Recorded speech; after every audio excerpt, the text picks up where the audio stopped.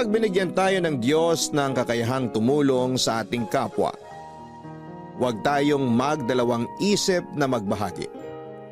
Huwag nating ipagdamot ang mga bagay na pwede nating ibigay upang mapagaan ang kanilang buhay. At kahit na wala silang maisukli sa kabutihang nagawa natin, huwag pa rin tayong tumigil sa pagtulong at paggawa ng mabuti sa ating kapwa. Yan ang eksaktong karanasan na gustong ibahagi ni Ralph sa ating programa ngayong araw. Umaasa siya na sana'y kapulutan ng aral at inspirasyon ng mga kabarangay natin ang kanyang kwento. Sapagkat ito ay hindi lang tungkol sa pagtulong sa mga nangangailangan, kundi may tamang pagtulong na hindi ka maaabuso. Gusto mo na bang makarelate sa kanya? Tunghayan natin ang kanyang storya sa mga kwento ng pag-ibig, buhay at pag-asa sa nangungunang Barangay Love Stories. Dear Papa Dudut, good day sa inyo at sa mga kabarangay natin na kagaya kong fan na fan ng Barangay Love Stories. Ako nga pala si Ralph, 32 years old, may coffee shop business dito sa Quezon City at nagtatrabaho pa rin bilang virtual assistant sa gabi. Bata pa lamang ay pangarap ko na talagang magkaroon ng negosyo. At sa edad kong ito ay wala pa akong sariling pamilya dahil hindi ko pa naman yon prioridad. Sabi ng mga kaibigan ko, mag-girlfriend na raw ako o di kaya ay dumiretso na sa pag-aasawa. Pero lagi ko lang silang sinasagot na busy pa ako sa pagpapayaman. Ang totoo ay dayo lang naman ako dito sa Quezon City at tubong General Santos City talaga ang aming pamilya. Mahirap lang ang buhay namin noong araw kaya nangarap ako na makapagtapos ng pag-aaral para umasenso. Lagi kasing sinasabi sa akin ni nanay at tatay na wala silang ibang maipapamanang kayamanan sa amin ng ate ko, kundi ang edukasyon lang. Kahit na mahirap lang kami ay masasabi kong ginapang ng aming mga magulang ang pag-aaral namin. Jeepney driver ang tatay namin at ang nanay naman namin ay tumatanggap ng mga labada. Masinop din sila sa pera kaya kahit papaano ay may naitatabi sila para sa pag-aaral namin. Kaso ako lang ang nakatungtong sa kolehiyo at nakapagtapos sa aming dalawa ng ate ko. Matapos niyang maagang nag-asawa at nagkaanak. Para makatulong sa mga magulang namin, nag-working student ako bilang tauhan sa isang computer shop sa lugar namin para matustusan ang pangbaon ko sa eskwelahan. Ginagawa ko yon tuwing uwian namin sa hapon hanggang alas 12 ng madaling araw. At kahit na nakakapagod at nakakapuyat ay proud akong nairaos ang kurso kong marketing administration. Nung graduate ako sa college ay nagtrabaho ako sa isang private company sa Davao ng 1 taon. Pero nangarap ako na makaluwas sa Maynila dahil pakiramdam ko mas marami at malaki ang opportunity na naghihintay sa akin doon. Kaya nga kahit ayaw ng mga magulang namin ay sinuportahan pa rin nila ang desisyon ko.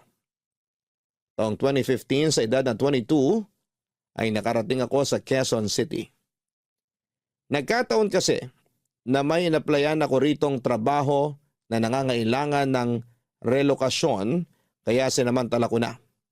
Tumagal din ako sa naturang kumpanya ng 5 taon bago nag-pandemic kung saan ay kasama ako sa mga inalis sa trabaho. Pero hindi ako nawalan ng pag-asa at naghanap kaagad ako ng ibang mapagkakakitaan. At doon ako napunta sa mundo ng pagiging virtual assistant.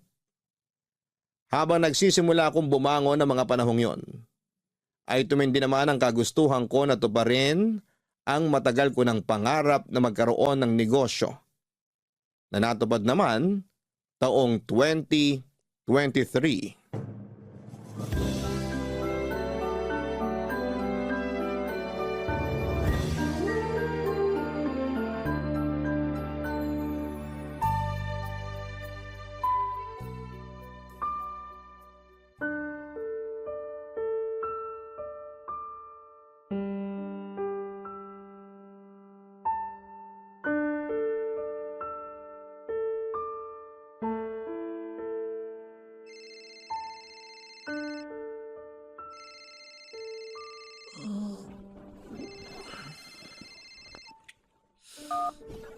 Hello? Hello, Ralph? Sino to? Anong sino to? Ako to, yung ate mo. Ay, sorry ate. Kagigising ko lang eh. Wow, tanghaling tapat na ngayon ka palang gigising. Iba talaga kapag mayaman na. Ayos lang kahit tanghaliin ng gising at hindi masyado magbanat ng buto. Ano ka ba? Hindi ako mayaman. Kaya ako tinanghali ng gising kasi napuyat ako sa trabaho ko kagabi. Sus, maniwala ako sa'yo. Baka iniime mo lang ako ah. Anong inieme? Chinacharot, niloloko. Baka sinasabi mo lang na nagtatrabaho ka sa gabi para yun ang paniwalaan namin dito sa probinsya. Pero ang totoo, pag gimmick-gimmick ka na lang. Yun ang totoo. Napuyat ako dahil sa trabaho. Bakit naman ako magsisinungaling sa inyo? Baka kasi akala mo na hindi pa namin alam ni nanay at tatay dito, isama mo na rin yung iba nating kamag-anak na nakapagbukas ka na ng negosyo dyan sa Manila. Ayaw mo lang ipaalam sa amin na big time ka na at asensado. Unang-una, di ko naman tinago sa inyo na may negosyo na ako dito. Alam nyo naman na matagal ko ng pangarap yun, di ba? Ipinangalan ko pa nga kina nanay at tatay yung coffee shop ko eh. Pangalawa, may binabayaran ako mga tauhan at renta ng pwesto. Kaya kailangan ko pa rin magtrabaho. Kabubukas pa lang ng coffee shop ngayong taon. Hindi pa masyado kumikita yun. Kaya saan galing yung mga pinagsasabi mo na chinacharot ko kayo? Tsaka sinong big time? Para sabihin ko sa'yo ate, may mga binabayaran pa rin akong bills dito. Nagigipit pa rin ako. Kumpara naman sa buhay namin dito sa probinsya, nasa mas maayos na kalagayan ka naman dyan sa Manila eh. Siyempre ang hirap-hirap kaya na may tinataguyod na mga anak. Buti ka nga solo mo lang ang pera mo, ako, wala lang ang pera. Kung meron man, hahatiin ko pa sa mga anak namin ang kinakasama ko. Uy, teka. Hindi naman tama na isumbat mo sa akin yung mga pinagkakagastusan nyo ng pamilya mo. Hindi ko naman sinusumbat. Pero nagkukumpara lang ako ng ganito, ganyan. Kaya wag na wag mong sasabihin na nagigipit ka. Kasi mas may gipit pa rin sa'yo at kami yun ang pamilya ko rito sa probinsya. Ay, bakit ka ba tumawag, te? Kung wala ka nang sasabihin, ibababa ko na to. Gusto ko pa matulog. Inaantok pa ako. Ha? Ay, ano kasi? Sige na ate, tsaka na tayo mag-usap. Mamaya na, para ka naman tanga eh. Wow, ako pa talaga yung tanga? Sino pa nga ba? Tayo lang naman magkausap dito. Bakit ka nga kasi tumawag? Ito naman masyadong mainipin. Ano nga kasi? Inaantok na ako, bababa ko to. Uutang sana ako. Ano? Ano ba yan? Ulit-ulit naman Sabi ko uutang sana ako. Kasasabi ko lang na marami rin akong gastos dito, di ba? Oo nga. Pero may inaasahan ka naman pera na sisweldohin dyan sa trabahong sinasabi mo. Idagdag mo pa yung negosyo mo. O di ba? Tiba-tiba ka rin Ang labo ng katwiran mo. Hindi nga ako tiba-tiba dito. Hindi raw. Ganun na rin yon. Kaya pautangin mo na ako kasi sobrang gipit kami ngayon. Alam mo ba, sunod-sunod kami nagkasakit ang mga pamangkin mo. Ubo, sipon, tsaka lagnat. Hawa-hawa na. Wala na rin kaming bigas na maisasaing. Kaya lalo ko nangangayayat Yung kinakasama ko naman sakit ng ulo pa rin. Tapos yung iba mong pamangkin sarili lang iniisip. Kulang na lang mapanot ako sa konsumisyon. Kaya maawa ka naman sa akin na ate mo. Ibabalik ko naman sa iyo yung perang uutangin ko Alam ko na pinaghirapan mo yun. Sige na Ralph, pautangin mo na ako. Ay, ano pa nga bang magagawa ko? Alam ko naman hindi mo ako titigilan hanggat di kita pinauutang Wala lang talaga ako malalapitan. Kapag sa iba naman ako umutang, itutubuan nila ng malaki. Kaya imbis na makabayad ako agad, lalo kong nalulubog. Kaya parang awa mo na. Pagbigyan mo na ako. Palibasa, alam mo na hindi kita matitiis. Salamat talaga, Ralph. Hulog ka ng langit.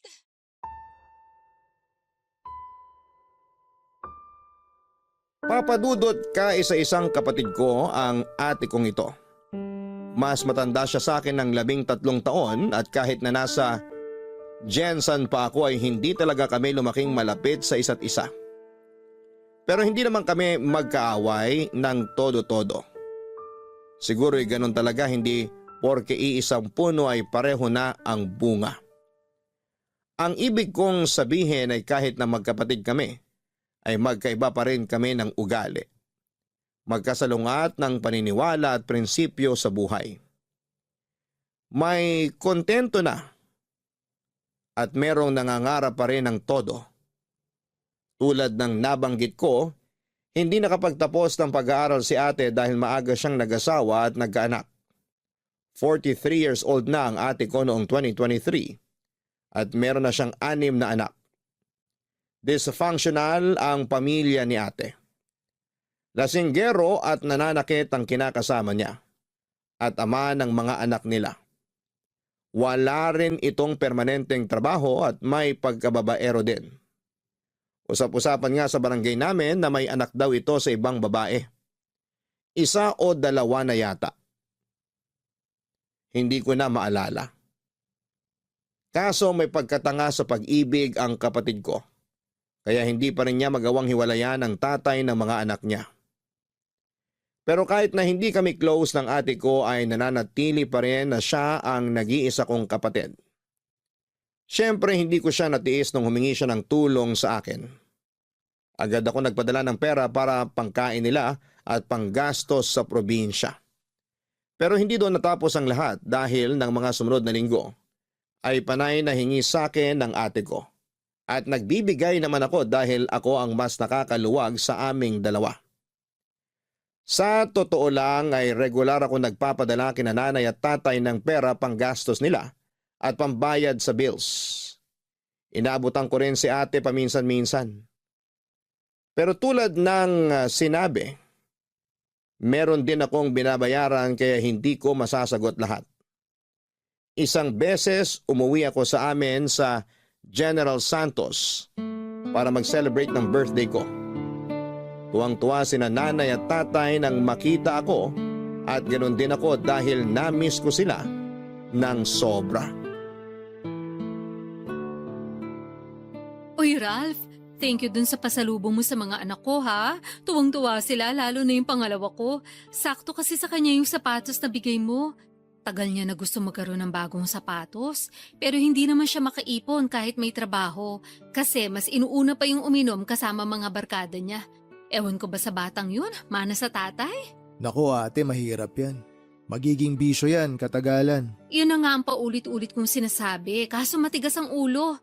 Hindi na raw siya bata para pagsabihan ko pa, kasi alam naman daw niya yung ginagawa niya. Ilan taon na ba ulit yung pangalawa mo?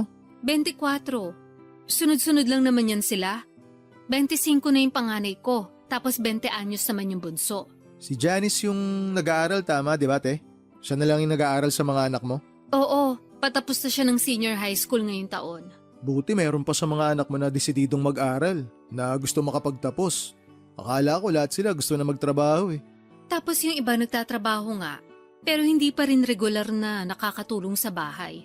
Kumbaga, palaasa pa rin kesyo maliit lang naman daw ang sweldo nila at pansarili lang madalas. Ang hirap din pala ng sitwasyon nyo ate. Mismo. Kaya pasensya ka na talaga kung panay utang ako sa'yo, ha? Bumubuelo pa lang din ako ng pambayad, kaso kapag nakakahawak ako ng pera, nagagastos ko rin. Siyempre, alangan di kami kumain, kawawa naman kami. Ay, buti ka pa nga, wala ka pang anak. Kaya sa'yo lang napupunta yung sweldo mo. Marami rin akong pinagkakagastusan, kaya hindi ko rin nasosolo yung sweldo ko. Nasabi ko lang naman yun kasi tingnan mo ko.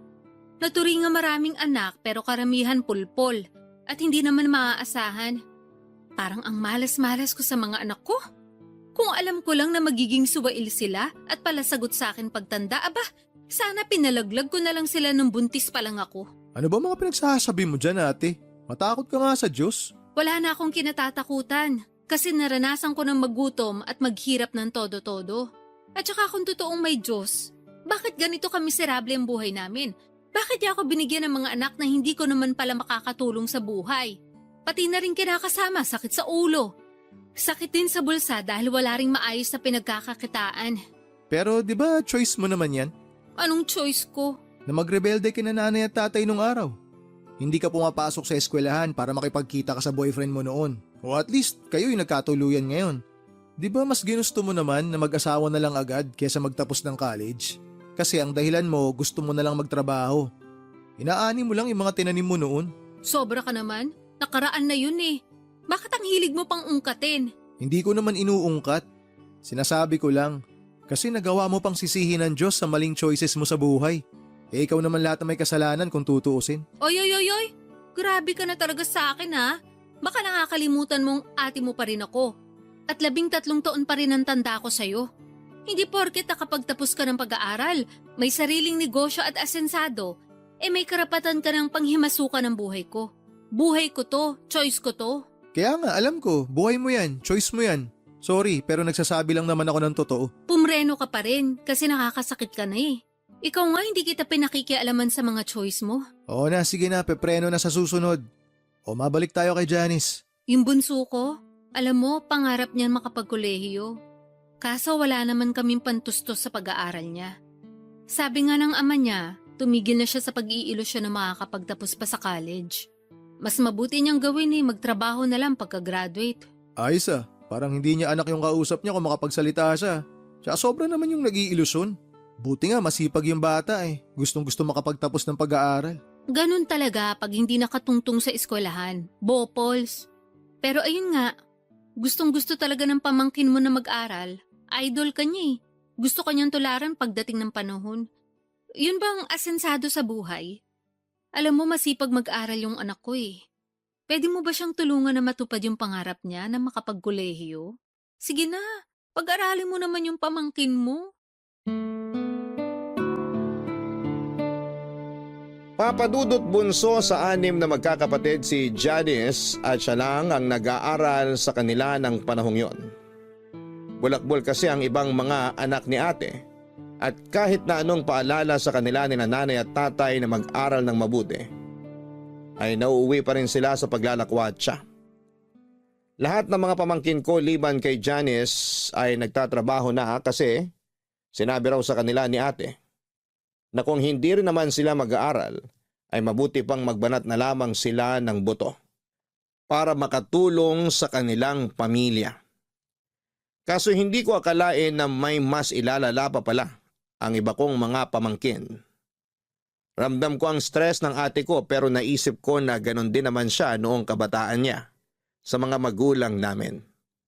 Sa kabila ng lahat ay napag-isip-isip ko rin na butit meron pa rin kahit isa sa mga anak ni ate ang interesado at porsigidong mag-aral at yun nga si Janice. Kaya hindi na ako nagdalawang isip na tulungan siya. Papadudot kong ilalarawan ko ang pamangkin ko ay masasabi kong mahiyain siya at matipid magsalita. Ganon daw talaga ang ugali niya ayon sa ate ko. Nang dumating nga ako sa amin ay mabibilang ko lamang sa mga daliri ko sa kamay ang pagkakataon na nag-usap kami. Puro pa yun small talk tulad ng maiksing kumustahan lang. Pero naiintindihan ko naman dahil noon lang din kami nagkita, papadudot. Sa kabila ng lahat ay noobserbahan ko ng mabuti si Janice at base naman sa nakita ko ay desidido talaga siya na makapag-aral. Bukod doon ay lagi rin siyang binibida sa akin ng ate ko. Kaya naman habang tumatagal ay mas nakumbinsi ako na tulungan ang pamangkin ko na makapag-aral. Hindi naman ako mayaman pero sa aming dalawa ni ate ay ako ang mas nakakaluwag. Turo sa amin ng aming mga magulang na tumulong, lalo na kung meron kaming kakayahan. Kaya bago ko bumalik sa Maynila, ay nagabot ako ng pera sa ate ko, pang-enroll ng aking pamangkin. Buti ate, napapunta mo si Janice dito para personal kami magkausap. Nga pala, marunong ba siya magtagalog? Huwag kang mag-alala, marunong magtagalog yun. May hilig yun sa mga teleserye ng GMA. Doon siya natuto, pati yung tono. Pero okay lang din kung sakaling hindi. Marunong naman ako Huwag na! Tsaka para masanay na rin siya. Hello po, Ma. Hello po, Tito Ralph. Oh, andito ka na pala. Halika, tabihan mo ako rito sa upuan. Sige po. Nak, mag-thank you ka sa Tito Ralph mo. Dali. Bakit po? Kasi nga pumayag na siyang pag-aralin ka sa kolehiyo. Talaga po? Hindi niyo ako niloloko? Siyempre hindi. Di ba, Ralph? Sabihin mo nga rito sa anak ko. Mukhang hindi naniniwala sa akin eh. Totoo po ba yun, Tito? Oo.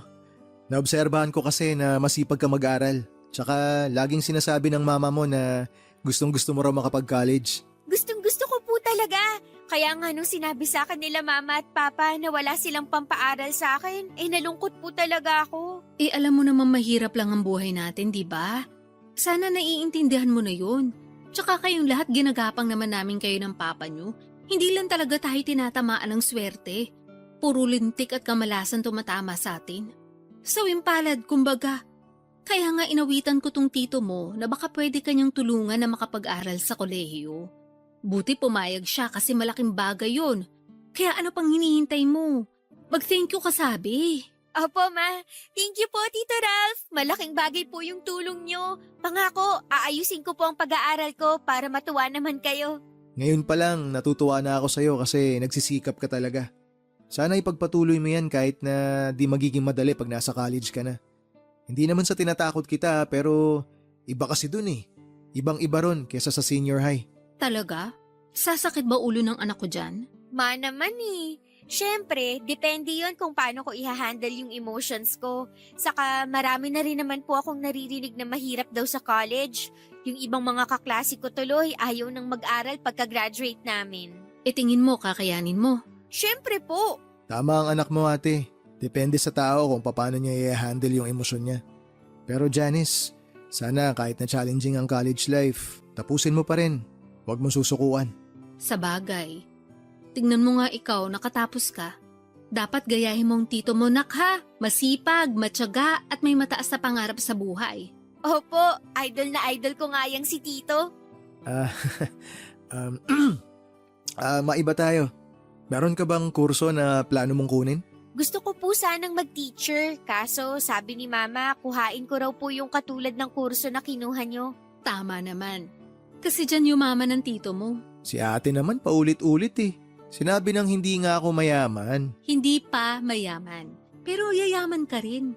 Mas yayaman. Ayaw mo ba nun? Huwag ka kasi masyadong nega at kontrabida. Dapat kahit hindi pa, sinasabi mo mayaman ka na para lalo magkatotoo. Gayahin mo ko. Lagi kong sinasabi sa mga kamag-anak natin na maayos ang pamilya namin ang kinakasama ko. Na maswerte ako sa mga anak ko. Hindi pa nga lang nagkakatotoo pero alam ko papunta na rin yun doon. Ay nako, ibang klase ka talaga mag-isip. Siyempre, bihira lang magkaroon ng utak na ganito sa akin, no? Sorry, Tito, kung masyadong kakaiba mag-isip si Mama. Ano ba kasi masama sa pag-iisip ko? Wala naman, pero kakaiba lang po. Eh kung sampalin kaya kita, Grabe naman po kayo. grabe talaga ako. Alam ng tito mo yan eh, pati ng lolo at lola mo. Tsaka ng mga kapitbahay natin at mga kamag-anak natin. Alam mo ate, yung mga ganyan mo, hindi mo dapat pinagmamalaki yan. Ay teka, isa ka rin eh. Kung grabe ako, mas grabe ka sa akin. Nagsasabi lang naman ako ng totoo no. Ikaw ang grabe. Nakuha mo pa talagang ipagmalaki sa anak mo yung mga kabulastugan mo noon? Tama naman sinabi ni Tito, kaya wag niyo na po siyang pagdiskitahan, Ma. Ay naku, pinagtulungan niyo pa ako magtito. Nakakainis kayo ha. Lo, si Mama. Akala mo naman susuyuin namin siya. Papadudot masayang-masaya si ate sa perang ibinigay ko para makapag-enroll sa college si Janice. Dinagdagan ko pa yon ng sobra para may pambili ng uniform at gamit sa eskwelahan ang pamangkin ko. At nagdagdag ulit ako matapos sumirit ni ate.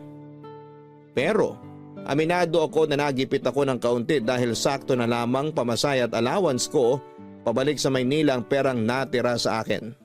Kinailangan ko patuloy galawin ang savings ko at mag-withdraw para meron akong extra money. Sa awa naman ng Diyos ay nakauwi naman ako ng matiwasay sa nirerentahan kong apartment sa QC. Fast forward. Nakagraduate na sa senior high school si Janice at inimbitahan ako ng ate ko na pumunta sa graduation ceremony niya. Pero hindi ako nakauwi dahil marami akong trabaho na mapipending at busy rin ako sa negosyo ko. Pero nag-send naman si ate ng picture ni Janice sa messenger. Nakuha nung graduate siya, kaya masayang-masaya pa rin ako. Nag-reply ako ng congratulations sabay hirit ni ate na kung pwede raw regaluhan ko ang pamangkin ko kasi wala naman daw itong natanggap na graduation gift. Pero wala naman akong maisip na pwedeng iregalo para kay Janice kaya sa huli pinera na lamang ni ate. Siya na lang daw ang bibili ng regalo para sa anak niya at sasabihin niyang galing sa akin. Mabilis na lumipas ang isang buwan, isang hindi inaasahang tawag ang natanggap ko mula sa pamangking kong si Janice Papadudut.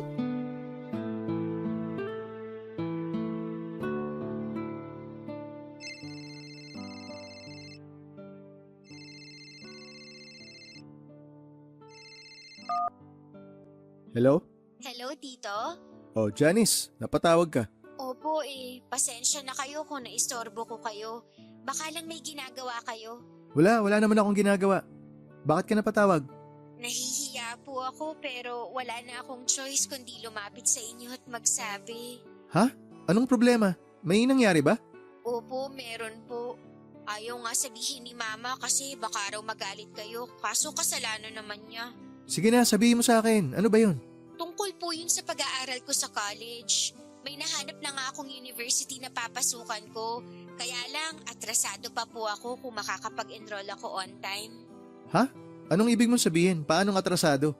Di ba nag-iwan na ako sa mama mo ng perang pang-enroll mo bago ako bumalik dito sa Manila? Yun nga po, kaso nagastos ni Mama yung pera. Ano? Nagastos niya? Sorry po, ayaw nga niyang ipasabi sa inyo kasi baka raw magalit kayo. Gagawa na lang daw po niya ng paraan kaso hanggang ngayon wala pa siyang nauutangan. Malapit na po yung enrollment ko. Natatakot ako na baka hindi matuloy pag-aaral ko tapos magalit kayo sa amin. Teka, sandali. Ano munang ginawa ng mama mo dun sa perang binigay ko na pang-enroll mo sana? Pinanghanda niya po nung graduation ko. Tapos nagastos niya lahat yung pera? Ganun na nga po. Tuwang-tuwa kasi siya dahil may nakagraduate na raw sa pamilya. Proud na proud siya sa akin. Nagpalitsyon po siya at kulang na lang pakainin niya yung buong barangay. Hindi ko lang po akalain na mauubos niya pati yung pera na pang-enroll ko. Ay, si ate talaga kahit kailan masyadong pabide. Kilala niyo naman po si Mama, di ba? Ugali niya talaga yon lalo kapag may nahawakan siyang pera. O tapos ngayon, mamomroblema kayo. Pati ako damay pa rito. Nagalit nga po ako sa kanya, pero sabi niya, wag ko na raw sabihin sa inyo kasi gagawa na lang niya ng paraan. Kaya lang, wala pa raw pong nagpapautang sa kanya eh. Tapos malapit na nga ang enrollment ko. Di bale, huwag ka na mag-alala. Pwede naman kitang bigyan ulit ng pang-enroll mo eh. Pero gusto ko ikaw na humawak ng pera ah. Napakabulagsak kasi talaga ng mama mo eh. Nakakabuwisit. Opo, Tito. Sorry po ulit kasi nadoble pa yung gastos nyo. Hiyang-hiya po ako pero wala naman po akong malapitan. Hayaan mo na yon. Na-appreciate ko nga na nagsabi ka sa akin. Tama rin na nilapitan mo na ako agad. Hindi mo na pinatagal kesa naman di ka nakapag-enroll. Gusto ko talaga na tulungan ka sa pag-aaral mo. Sabi ko nga sa'yo noon, naoobserbahan ko na masipag ka mag-aaral tsaka determinado ka na makapagtapos. Ituloy mo lang yan. Sigurado ako na malayo mararating mo sa buhay oras na may hawak ka ng diploma. Yun nga po yung nasa isip ko palagi na mas marami ang oportunidad na magbubukas sa akin kapag nakagraduate na ako sa pag-aaral. Ayoko po na gumaya sa mga kapatid ko na mga tinamad na lang mag-aral at nagtrabaho na lang. Tapos hindi rin naman nakakatulong kina Mama at Papa. Pangarap ko rin po na tumulong sa pamilya namin para kahit paano makaahon kami sa kahirapan. Nakikita ko kasi sa iyo yung kabataan ko nung araw. Ganyan-ganyan ako kadeterminado na makagraduate. Kahit na mahirap, kahit na walang bilib sa akin yung mama mo nun, nagpatuloy pa rin ako. Ginawa ko na lang inspirasyon yung lolo't lola mo para abutin yung mga pangarap ko. Kaya sana ganun din yung gawin mo. Opo, pangako ko po sa inyo na hindi ko sasayangin yung tiwala niyo sa akin. Mag-aaral po ako ng mabuti para maibalik ko lahat ng mga tulong niyo sa akin. Mag-aral ka para sa sarili mo, para sa mga pangarap mo. Pagtuunan mo ng pansin kung paano ka makakapagtapos. Magsikap ka. Huwag mo na munang masyadong isipin kung paano mo maibabalik sa akin yung tulong na ibibigay ko sa'yo. Hindi naman po pwedeng hindi ko yun isipin. Siyempre, nakakahiya pa rin po. Kung tutuusin, hindi nyo naman po ako responsibilidad. Pero nang dahil sa pangarap ko, naobliga pa kayong tulungan ako. Wala namang kaso sa akin yun. Pamangking kita eh. Pamilya tayo. Turo sa amin ng lolo't lola nyo na kung meron kaming kakayanan na tumulong, huwag kami mag-alinlangan. Salamat po talaga. Napakaswerte ko dahil meron akong mabait na tito.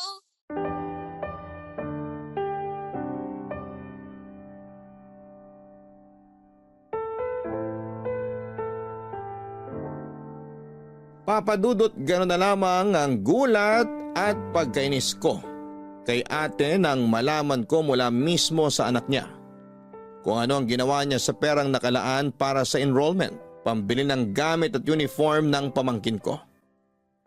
Pero pinigilan ko pa rin ang sarili ko na magalit dahil ayokong ipakita kay Janice. Ayoko matakot siya sa akin kaya naman kinontrol ko ang aking emosyon. Sa halip ay huminga na lamang ako ng malalim at nagbilang ng 10 sa isipan ko para kumalma. Pagkatapos ng pag-uusap namin ng pamangkin ko ay naisip ko na parang hindi ko namang kilala ang ate ko na may pagkagastador at ugaling mahilig magpabida sa mga kamag-anak namin at kaibigan niya. Kaya nga hindi siya nakakaipon dahil mahilig siyang bumili ng kung ano-ano. Hindi talaga siya magaling humawak ng pera at hindi rin naman niya gustong matuto, Papa Dudut. Noong taong ding yon ng 2023 ay nagpadala ng picture sa messenger ko si ate tungkol sa registration form ni Janice sa college. Excited ako at masayang-masaya para sa pamangkin ko. Alam ko na hindi magiging madali ang college life niya. Pero nakahanda naman akong tulungan siya financially para mairaos ang kanyang pag-aaral. Alam ko kasi ang kahalagahan ng edukasyon at yon ang gusto kong tumatak sa isipan niya. Hindi nagtagal ay nagsimula na ang klase at noong mga sumunod na buwan ay napansin kong dumalas ng dumalas ang paghingi sa akin ng pera ni ate kesyo marami raw gastusin sa pag-aaral ang pamangkin ko. Alam ko na magastos sa college pero parang hindi na makatotohanan ang mga dahilan ng ate ko.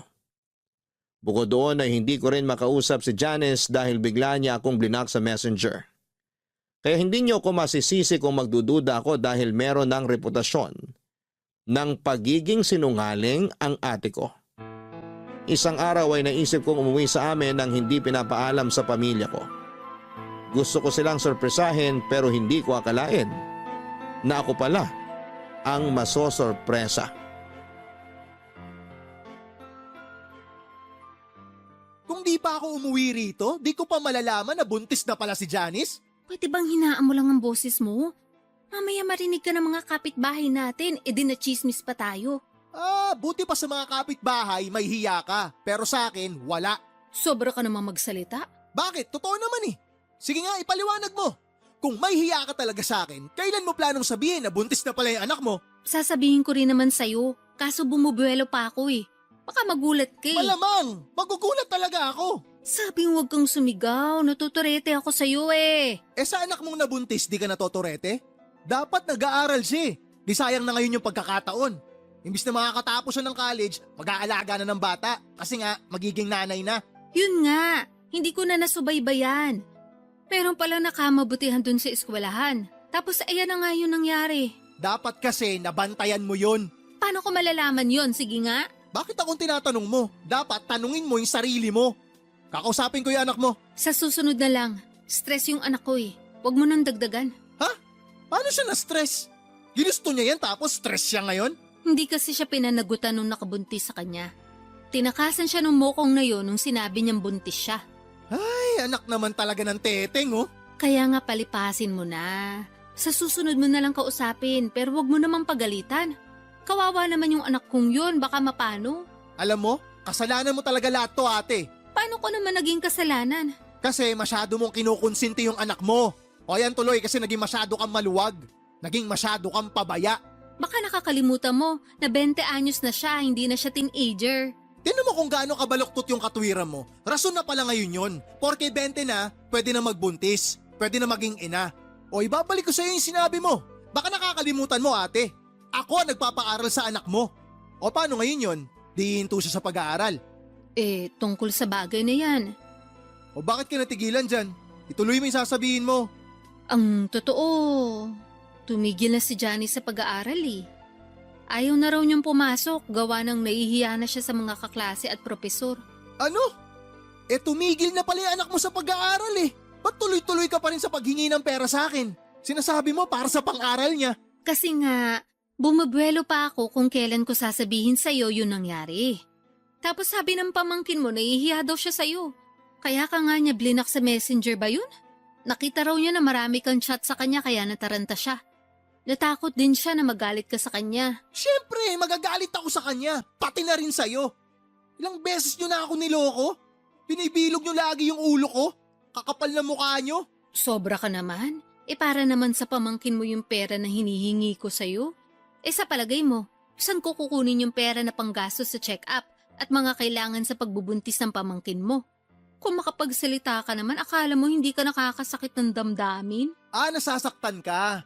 Kasi masasakit yung mga naririnig mong salita sa akin. Ako, ano kayang nararamdaman ko ngayon? Ang hirap kasi sa'yo, damdamin mo lang yung palaging mahalaga eh. Nangyari na nga kasi. Buntis na yung anak ko. Ano pa pang gusto mong gawin ko?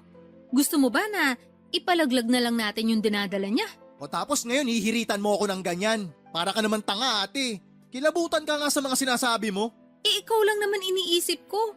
Mukhang apektado ka sa nangyari. Ako nga na nanay niya kalmado lang. Iba talaga pag intindi mo sa mga bagay-bagay, no? Hindi mo talaga makuha kung saan ako nanggagaling? Kung bakit ako ganito ka-apektado? Sige nga, ipaintindi mo sa akin. Sige, ipapaliwanag ko sa'yo para makuha mo. Apektado ako kasi naniwala at nagtiwala ako kay Janice na mag-aaral siya ng mabuti dahil may pangarap siya na makapagtapos. Yun din yung lagi mo sinasabi sa akin eh, di ba? Na masipag yung anak mo, na gusto niyang umasenso, kaya gusto niya makapag-college. Na ako ang naglalabas ng pera sa lahat ng pangangailangan niya. Mula pang matrikula hanggang sa baon niya, ako ang nagpapadala. O tapos ano nangyari? Nabuntis siya. Nagpabuntis siya. Oh, sana naman ngayon gets mo na kung bakit ako ganito ka-apektado. Ang akin lang naman, tanggapin na natin kasi nandyan na yan. Tama ka. Tanggapin na lang. Nandyan na eh. Pero tanggapin nyo rin na desisyon ko na hindi kayo tulungan. Aba, sobra ka naman. Parang hindi mo kami pamilya. Papa Dudut, hindi ko akalain na ako ang masosorpresa sa pag-uwi ko sa amin sa Jensan. Noong nalaman kong buntis ang pamangkin ko at tuminto na pala sa kanyang pag-aaral. Bale hindi nga niya natapos ang unang semestre pero pinalabas ng ate ko na pumapasok pa rin siya sa eskwelahan para patuloy na makahingi ng pera sa akin. Kaya pala ibang kutob ko ng mga panahong yon. Buti na lamang nakinig ako sa instinct ko na umuwi sa amin para malaman ang katotohanan. Magaling din kasing magtago ang ate ko kaya wala ring kaideya-ideya ang iba naming kamag-anak pati na sina nanay at tatay. Sobrang dismayado nga nila nung malaman ang nangyari pero sa huli ako pa rin ang pinalabas na masama ng ate ko matapos ako magdesisyon na tumigil na sa pagpapadala ng pera sa kanila. Sobra din ang pagkadismaya at frustration ko kay Janice kasi akala ko ay iba siya sa mga kapatid niya. Pero sa huli mukhang mas masahol pa siya dahil sa ginawa niya. Habang nasa probinsya ko ay ilag sa akin si Janice. Pero kitang-kita ko na walang pagsisisi ang pamangkin ko at mukhang nasa loob lang pala ang kulo niya. Sa huli nang nakabalik na ako sa Maynila ay nalaman kong pinagkalat ng ate ko sa iba naming kamag-anak na masama ang ugali ko porque nakakaangat na ako sa buhay. Pero dahil sa malayo naman ako ay pinilit kong huwag magpaapekto. Mabilis na lumipas sa mga buwan at nalaman ko na nanganak na si Janice at laking gulat ko nang binalita sa akin ni nanay na kinuha pa akong ninong ng anak ng pamangkin ko at imbitado pa talaga sa binyag noong baby. Ayoko sanang pumunta pero hindi na ako nakatanggi sa pakiusap ng nanay at tatay namin. Taong 2024 nang umuwi ulit ako sa Jensan para umaten sa binyag ng anak ni Janice. Buti naman, umuwi ka dito sa atin sa probinsya para umattend ang binyag ng baby ni Jen. Wala naman ako magagawa eh. Ayoko sana pero pinilit ako ni nanay at tatay. Ito naman, parang hindi mo naman apo yung baby. Baka nakakalimutan mo, kadugo mo yun. Pamilya tayo. Tsaka pinangalan nga sa inyong anak niya Ralph Adrian. O di ba? Magandang pakinggan. Hindi naman tungkol sa baby ni Janice yung rason kaya ayoko munang umuwi dito eh. Baka nakakalimutan mo. Siniraan mo ako sa mga kamag-anak natin. Pinagkalat mo na masama ugali ko dahil tumigil ako sa pagbibigay ng pera sa inyo. Salamat sa iyo hanggang ngayon ang sama ng tingin sa akin ng ibang kamag-anak natin. Yung kinakasama mo nga pinandilatan pa ako ng mata nung magkita kami kanina eh. Akala naman niya matatakot ako sa kanya. Malaki naman talaga mata nung kinakasama ko. Kaya pagpasensyahan mo na. Tungkol naman dun sa iba nating kamag-anak, huwag ka mag-alala. Kasi sinabihan ko na naman sila na hindi totoo yung pinagkalat ko tungkol sa'yo nun. Na nagalit lang talaga ako dahil tinigil mo yung pagtulong sa amin ng anak ko matapos mo malaman yung nangyari. Pero baka hindi pa rin sila nakaka-move on. Sabihan ko na lang ulit. Ay, pasensya ka na talaga ha. Huli na nung na-realize ko na hindi mo naman talaga kami responsibilidad. Tsaka kami talaga yung may pagkakamali dun. Kung na-realize mo pala yan, bakit hindi ka man lang nag-sorry sa akin nun? Ha? Nahihiya ako. Parang hindi mo ko kilala. Hindi kaya ako nagsusorry. Talaga? Kailangan ko pa intindihin yung pride mo? Ayos ka ah. Tsaka ito na yung paraan ko ng pagsusorry. Alin? Ang gawin ako ninong ng apo mo? Kaya inimbitahan mo ako ngayon sa binyag? Oo, ayaw mo ba nun? Kilala kita. Nagawa mo na akong lokohin nun para makahingi ka sa akin ng pera. Ayoko sanang isipin na kaya mo ako kinuwang ninong ng apo mo para may dahilan ka na naman na huthutan ako. Sobra ka naman sa huthutan? Akala mo naman napakalaki ng perang binigay mo sa akin nun? Hoy, malaki yon kapag pinagsama-sama. Tsaka akala mo ba pinupulot ko lang sa kalsada yung perang pinadadala ko sa'yo? Para lang alam mo dugot pawis ko yon. Pinaghihirapan ko ang bawat sentimo na kinikita ko. Pero ikaw, lagi ka lang nakatanghod, hingi ka lang ng hingi, utang ka lang ng utang. Kaya di mo ako masisisi kung hanggang ngayon masama pa rin loob ko sa'yo. Matagal na yun eh. Hindi pa ba ako absuelto sa kasalanan ko? Parang hindi ako ate ah. Huwag ka namang ganyan. Ayos hiningi mo pa na irespeto kita bilang ate. Pero ako nga hindi mo ako matrato na parang kapatid. ATM ang tingin mo sa akin na magluluwa ng pera tuwing may kailangan ka. Nasasabi mo lang yan kasi mas maluwag pasok ng pera sa'yo kaysa sa akin. Pero pag ikaw nasa posisyon ko, sigurado maiintindihan mo na kahit mali magagawa ng isang nanay para sa mga anak niya. At saka nagsisi naman na yung anak ko ah. Sa lagay habang buhay mo na lang ba siyang pag-uusigin? Hindi ako galit sa anak mo. Mas galit ako sa'yo. Sa anak mo, dismayado ako. Di siya naging maingat. Matagal na nga yun, huwag ka namang ganyan. Kung makapagsalita ka parang hindi ka nagkakamali ah. Hoy, kung usapang pagkakamali, hindi dapat ako tinatanong mo. Tanungin mo dapat ang sarili mo. Sinikap ko talaga na hindi gumaya sa'yo, na mag-asawa ng maaga at magkaroon agad ng pamilya. Oh, edi ikaw ng perpekto. Hiyang-hiya naman ako sa'yo. Ewan ko sa'yo ate, wag mo na nga pinagkakausap. Tumatanda kang paurong. Kailan ka kaya magmamature? Excuse me, matured na ako no? Talaga? Asa ka?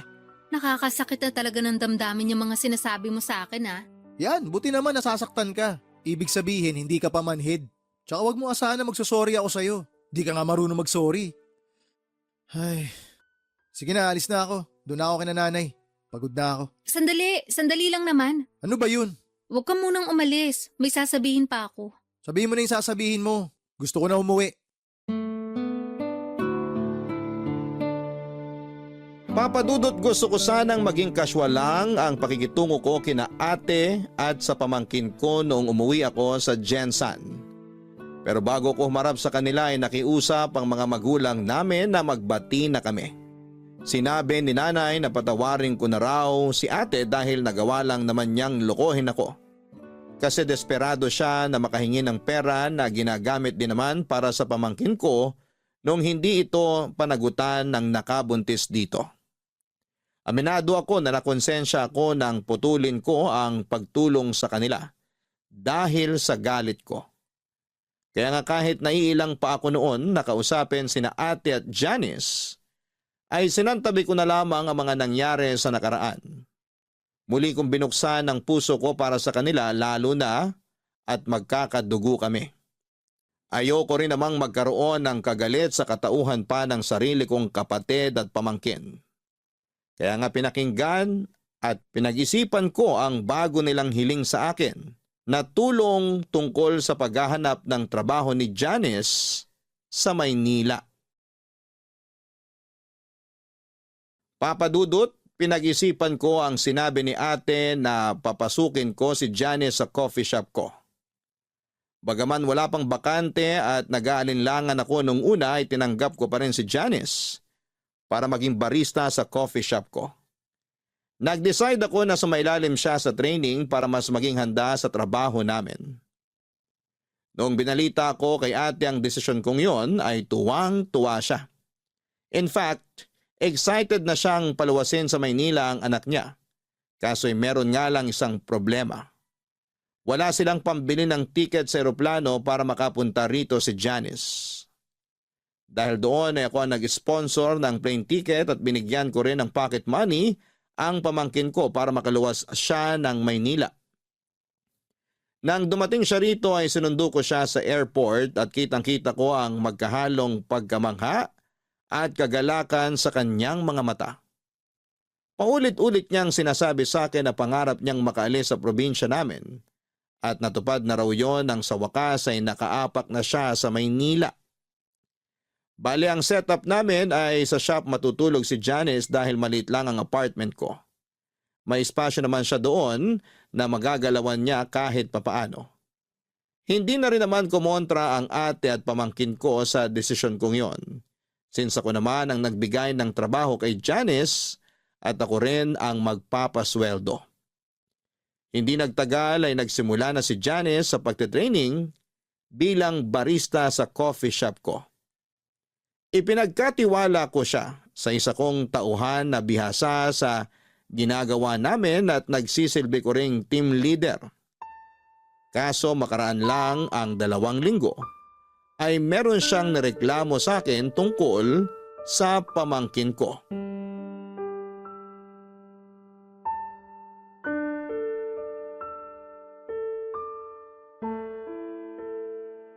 Janice, liga. Mag-usap tayo sandali. Opo, tungkol saan po? May nalaman akong report tungkol sa'yo, galing sa bisor nyo. Ano pong report yun? Tungkol daw sa ugali mo. Totoo ba na mahirap ka raw pakisamahan? Na boss ka raw kung umasta dito porke tito mo ako? Wow ha? Sinabi po ba talaga niya yan? Oo. Bukod doon, ang hirap mo raw turuan. Hindi ka rin marunong sumunod sa instruction. At ginagawa mo lang kung ano gusto mo. Mahilig ka raw magreklamo, puro ka pa cellphone. At naniwala naman po kayo sa sinabi niya? Nung una, syempre hindi. Kasi ayokong isipin na totoo yung mga sinasabi niya. Tsaka malaki ang tiwala ako sa'yo eh. Pamangking kita pero kailangan ko rin naman pakinggan yung mga empleyado ko at maging patas sa kanila. Kaya ang ginawa ko, pinanood ko yung CCTV footage nitong shop last week. At doon ko napatunayan na tama nga yung mga reklamo niya tungkol sa ugali mo. Sorry po, Tito. Ay, di ba nagkasundo na tayo nung umpisa pa lang na hindi kita tatratuhing pamangkin at hindi mo rin gagamitin yung pagiging magkamag-anak natin dito sa trabaho? Umuo ka. Sinabi mo pa nga na tama lang yun para maging patas sa iba. Bukod dun, ikaw ang bago dito. Kaya dapat hindi mo minamalditahan yung team leader nyo. Dahil sa ginagawa mong yun, parang lumalabas, binabastos mo na rin ako. Pal naman kasi yung team leader niyong yun. Masyadong sip-sip sa inyo, akala mo ko sino. Bakit? Tagapagmana niyo po ba siya? Ano sabi mo? Tinatanong ko kayo kung magiging tagapagmana niyo siya kasi wala naman kayong sariling anak, di ba? Anong koneksyon yan sa pagmamaldita mo? O baka naman may gusto siya sa'yo kaya gano'n na lang siya makasipsip. Hoy Johnny, sumayos ka. Saan ba pinagkukuha yung mga sinasabi mo? Sa obserbasyon ko lang naman. Akala nyo kayo lang ang marunong mag-obserba? Ako rin kaya. At yan ang mga nakikita ko. Masyadong sumbongera yung mga tauhan nyo. Pero sipsip at plastikada naman. Akala mo kung sinong magaling nagkakamali rin naman sila. Ako nga madalas nilang binubuli kasi baguhan lang ako. May isang beses na pinaglinis nila ako ng CR para may magawa raw ako. Tama ba yun? Bagong manicure pa naman ako noon. Nasira lang tuloy mga kuko ko. Kailan nangyari yan? Sabihin mo, para ma-check ko sa CCTV. Hindi ko na matandaan. Basta, nangyari talaga yun. Kung totoo ngang nangyari yan at pag napatunayan ko na binubuli ka nila, meron silang matatanggap na memo sa akin. Memo lang? Hindi nyo ba sila tatanggalin? Hindi ako pwede basta-basta magtanggal ng empleyado, lalo't walang mabigat na dahilan. Tsaka may proseso yan. Kaya nga memo muna kasi first offense pa lang. Bukod doon, matagal na rin sila sa akin. Wala namang ganitong insidente bago ka dumating eh. Ibig sabihin, ako lang talaga panira rito? Wala naman akong sinasabing ganun. Ganon na rin yun eh. Sinasabi nyo na ako lang panira dito sa negosyo nyo. Grabe, ang unfair nyo naman. Hindi nyo naman kaano-ano yung mga yon. Ako kaya ang pamangkin nyo rito. Hindi ko nakakalimutan na pamangking kita, pero sana wag mo rin kalimutan na kailangan kong maging patas. Sana maintindihan mo rin na pagdating sa trabaho, hindi mo lang ako tito, boss mo rin ako. Kung yung team leader nyo hindi mo magawang respetuhin, paano ako makakaasa na re-respetuhin mo ako pag di ka nakaharap sa akin? Sinong may sabi na hindi ko kayo nire-respeto? Nire-respeto ko kaya kayo. Respetuhin mo rin yung mga katrabaho mo. Mahalin mo sila kasi kayo yung magkakasama dito. Mahalin at pahalagahan mo rin yung trabaho mo kasi pinagkakakitaan mo to eh. Kaya ka nga lumuwas dito sa Maynila para maghanap buhay.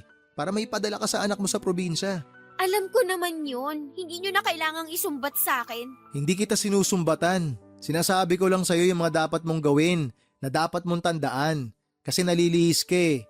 Parang hindi mo ata naaalala kung bakit ka nagtatrabaho dito sa Maynila eh. Pinamumukha nyo na kayo ang nagpapasweldo sa akin. Na kayo rin ang nagbayad ng ticket ko sa eroplano para makapunta ako rito. Kulang na lang sabihin nyo sa akin ang kapal ng mukha ko dahil sa dami ng mga tinulong nyo sa pamilya namin. Siguro nga tama ako. Nagalit pa rin kayo sa akin hanggang ngayon. Kasi hindi ko tinupad yung pangako ko na magtatapos sa college dahil nabuntis ako ng maaga.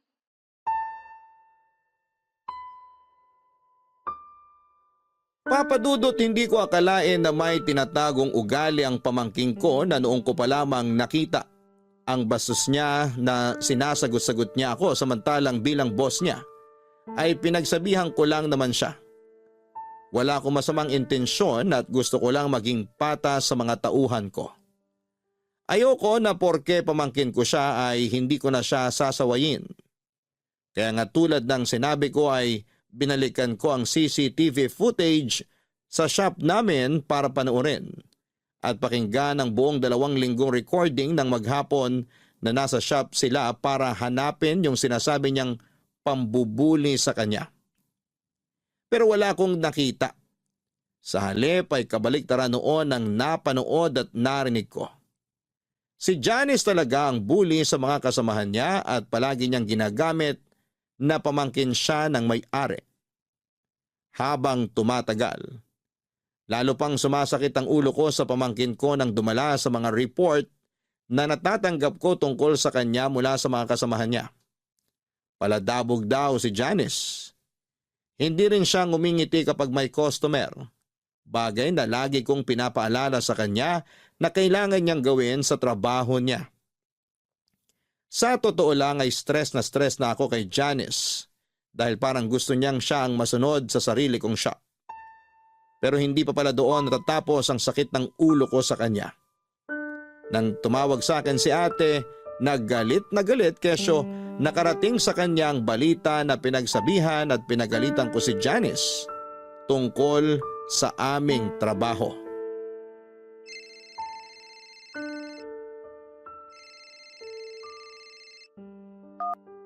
Hello ate, Hello, Ralph. ba't ka napatawag? Ano yung nakarinig sa akin na inaapay mo raw dyan yung anak ko? Ha? Huwag mo ko hinahadyan. Alam kong narinig mo yung sinabi ko. Ano yung pinagsasabi mo? Walang pang-aaping nangyayari dito. Hindi inaapi si Johnny sa trabaho. Hindi raw. Ano yung sinumbong sa akin ng anak ko? Sige nga. Hindi ko alam kung ano pinag-usapan niyo. Bakit? Ano ba mga sinumbong niya sa'yo? Sinabi lang naman niya sa akin na binubuli niyo raw siya dyan. Tapos nagsumbong daw siya sa'yo. At mas kinampihan mo pa raw yung iba mong mga tauhan. Aba Ralph, sino ba sa kanila ang pamangkin mo? Oo nga, pamangkin ko si Janice. Pero walang pambubuling nangyayari sa trabaho. Ibig mong sabihin sinungaling ang anak ko? Oo, nagsisinungaling siya. Dahil ako mismo ang nag-imbestiga sa reklamo ng mga kasamahan niya. Alam mo kung ano nadiskubre ko sa anak mo? Ano? Yung anak mo mismo ang bully. Binubuli niya lahat ng mga katrabaho niya. Huwag niya subukang itanggi dahil may ebidensya ako. Meron akong kopya ng CCTV footage kung saan huling-huli si Janice na nambubuli. Pwede ko ipadala sa'yo para sabayin yung panooring mag-ina. Para maliwanagan ka na may pagkasinungaling talaga yung anak mong maldita. Baka naman pwede natin pag-usapan to, Ralph. Pamangkin mo naman yun eh. Ate mo ko, di ba? Diyan kayo magaling. Kayo ng anak mo. Lagi niyong binabalandra sa mukha ko na pamilya tayo para makonsensya ako. Pero di niyo man lang ba naisip na nakakapagod kayo? Alam mo ba na hindi lang pambubuli ang problema ni Janice sa trabaho? Hindi lang yun ang issue rito. Tatamad-tamad din yung anak mo. Bukod sa ubod ng maldita, nagmamarunong pa. Lagi pa nakasimangot sa harap ng mga customer ha. Hindi rin siya mapagsabihan. Kasi ultimo ako na tsuhin niya. Ganun-ganun na lang kung sagot-sagutin niya eh. O tama ba yon? Tapos ngayon malalaman ko na gumagawa siya ng kwento para malinis ang pangalan niya dyan sa inyo. Tapos palalabasin niya na kawawa siya rito. Ano yun? Para naman akong ginagawang tanga ng anak mo ate. Pagpasensya mo na yung pamangkin mong yun. Hayaan mo, pagsasabihan ko. Nako, hindi na ako aasa na pagsasabihan mo yung anak mo. Tsaka pagpasensyahan? Sawang-sawa na akong pagpasensyahan kayo. Akala ko iba'y hilat siya ni Janice sa'yo eh. Pero mag-ina nga talaga kayo. Parehong-pareho ugali yung dalawa. Ano namang ibig mong sabihin, ha? Ikaw naman di mo pa nakuha agad. Gusto mo pa ipaliwanag ko sa'yo. Manang-mana sa'yo yung anak mo. Yun ang ibig kong sabihin. Pareho kayong sinungaling, pareho kayong manluloko, pareho kayong manggagamit, pareho ring masama ugali nyo. Aba, hinay-hinay ka sa mga sinasabi mo dyan. Ano maghinay-hinay pinagsasabi mo? Hoy ate, wag mo ako manduhan. Punong-puno na ako sa inyo ng anak mo. Tinulungan ko kayo, pinagkatiwalaan kasi nga tulad ng lagi mong dinadahilan, pamilya ko kayo. Pero anong ginawa niyong mag-ina? Ha? Ano? Niloko niyo ako ng paulit-ulit. Ang nakakatawa dito, nagkuntsabaan pa kayong dalawa. Alam mo sa totoo lang, akala ko tama nakalimutan ko na lang yung atraso niyo sa akin eh. Lalo ka na, nung siniraan mo ako dyan sa atin. Kasi nga tinigil ko yung pagbibigay ko sa'yo ng pera nung mabuntis yung anak mo. Akala ko tama na patawarin kita eh. Kasi sabi mo nga nakaraan na yun, kalimutan na natin yun, pwede naman tayo mag-move on. Pero sa tingin ko, yun na ata yung pinakamalaking katangahang nagawa ko sa tanang buhay ko. Nakakapagod kayong tulungan kasi mga abusado kayo. Nasasabi mo lang yan dahil nakakaluwag ka. Ikaw kayang pumalit sa posisyon namin. Tignan ko kung hindi ka maging desperado para lang makaahon sa kahirapan. Naranasan ko rin naman maghirap ah. Baka nakakalimutan mo, bata pa lang tayo, mahirap na buhay natin. Iisa ang pamilyang pinanggalingan nating dalawa ate. Kaya nga nagsumikap ako eh. Hindi ako tumigil sa pag-abot ng pangarap ko. Inisip ko na isang araw may aahon ko rin ang pamilya natin sa kahirapan. Oh, ngayon meron akong savings, meron akong konting naipundar, meron akong maayos na trabaho, meron akong sariling negosyo kasi nagsumikap ako. Hindi ako tinamad na kumayod at hindi ako naging malandi katulad mo. Para sabihin ko sa'yo, narating ko to nang hindi naging desperado na gumawa ng masama at manloko ng kapwa para lang makaahon sa kahirapan. Hindi kagaya mo. Wala lang sa'yo na loko-lokohin ako, maitawid nyo lang yung katamaran nyo. Kasalanan mo talaga eh, tsaka ng baluktot mong katwiran kung bakit naligaw ng landas yung mga anak mo. Dapat ikaw yung gumagabay sa kanila eh. Pero ikaw mismo yung dahilan kung bakit sila napariwara. Grabe ka naman sa mga sinabi mo. Humanda ka. Ipagkakalat ko sa buong barangay natin na masama ang ugali mo. Gawin mo! Sino tinakot mo? Akala mo kakabahan ako dyan sa pagbabanta mo? Di sige, subukan mo. Sa oras na masira yung pangalan ko dyan, ididemanda kita. Gagawin mo yon? Bakit hindi? Hindi ako natatakot sa'yo. Oh, pinagbantaan mo ako, nasisiraan mo ako dyan sa atin. Tapos ngayon sinabi ko na didemanda kita, nagtatanong ka kung gagawin ko ba talaga. Para ka naman tanga kausap ate. Hindi lang kita pinapatulan noon, pero punong-puno na ako sa'yo ngayon. Napagod na ako sa pagtulong sa inyo, napagod na ako sa ugali mo. Kaya wag na wag mo akong tinatakot kung ayaw mong may kalagyan ka. Sige na, bababa ako na to. May trabaho pa ako. Papadudot alam ko na mali na takutin ko si ate, pero ayoko namang isipin niya na palalagpasin ko lang ang ginawa ng anak niya. Saka binigyan ko naman ng tsansa si Janice na ayusin ang ugali niya pero hindi niya pa rin ginawa yon. Unfair sa iba niyang kasamahan na nagtatrabaho ng patas. Kaya nga nag-decide akong tanggalin na lamang siya sa trabaho at pauwiin sa Jensen. Bagay na hindi na nila tinutulan ng ate ko. Ako ang sumagot ng plane ticket ng pamangkin ko pabalik sa probinsya namin at simula noon ay nawala na ako ng amor sa kanila. May mga naririnig akong balita tungkol sa kanila mula kina nanay at tatay pero lagi kong sinasabi na wala na akong pakialam. Ang totoo ay meron pa naman pero ayoko nang makialam. Dahil baka makahanap na naman ng opportunity ang ate ko na gamitin ako sa pansarili niyang pakinabang. Pagod na akong tumulong ng bukal sa puso para lang lokohin at gamitin ng pamilya nila. Bagaman hindi ko pa rin naman tuluyang pinuputol ang ugnayan ko sa kanila bilang kamag-anak, mas payapa ang buhay ko kapag limitado ang pakikisalamuha ko sa kanila. Alam ko sa puso ko na ginawa ko ang lahat para tulungan ang pamilya ng ate ko. Kaunting pagsasakripisyo lang naman ang kailangan nilang ipuhunan. Pero tamad sila. Mareklamo at walang tiyaga.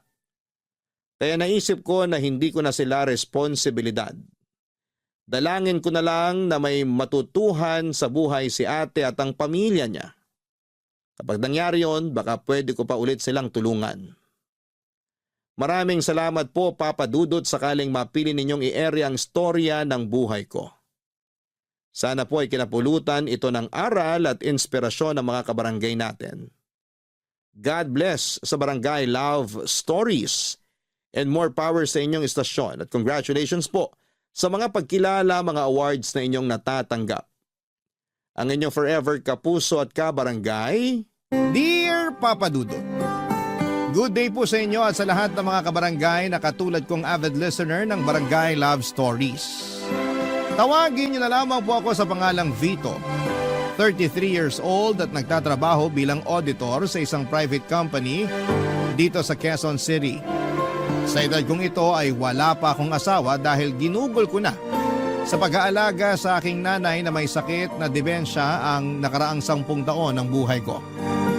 Kaya lang noong buwan ng August 2024 ay tuluyan nang namaalam ang mahal kong ina. Kaya nga naisipan kong magpadala ng sulat sa inyong istasyon upang ibahagi ang aming kwento na magsisimula noong 20 years old pa lamang ako. Tubong Cainta Rizal kami ng aking pamilya. Single parent si Nanay Cedes at mag-isa niya kaming tinaguyod ng Ate Susan ko. Mananahi siya sa isang garment factory sa Taytay. At kahit na mahirap ang aming buhay ay pilit niyang nilakasan ang kanyang loob upang mapag-aral kaming magkapatid. Laging bukang bibig ng nanay na edukasyon lang daw ang kaya niyang ipamana sa amin dahil nga dukha lang ang aming pamilya. Kaya nga naging mukha siya ng pagiging istrikto sa aming magkapatid. Naunahin ang aming pag-aaral at huwag munang magpapamilya, Papa Dudut.